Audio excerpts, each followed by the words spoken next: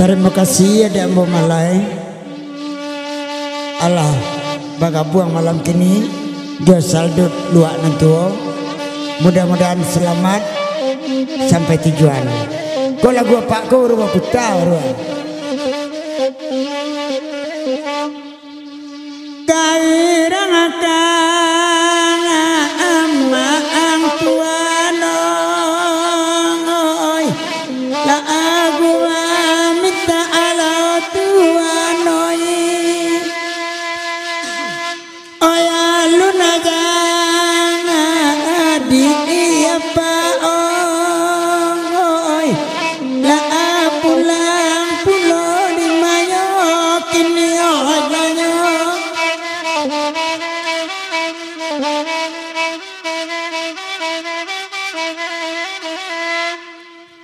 lama lama tuanoi da di noi ama oi da abadun sana kamala tuang hadioi oh la la oi din noi oi kadiwa karam dan nyola dan anakan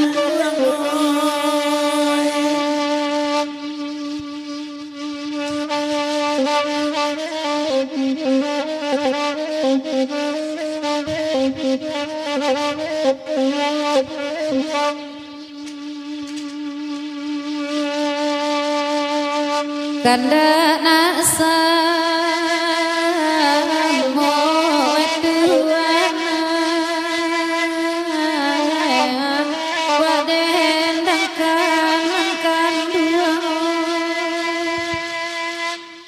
Koi sadoi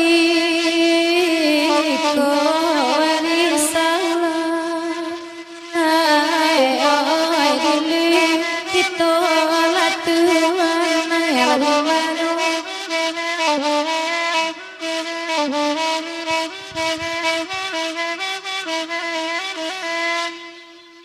bangsa kamala lalayo nan kan lalai di katungan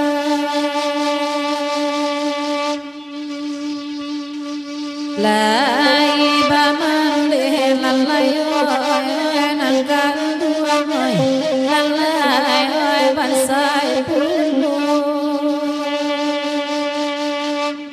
jai hadandiyo lalayo lade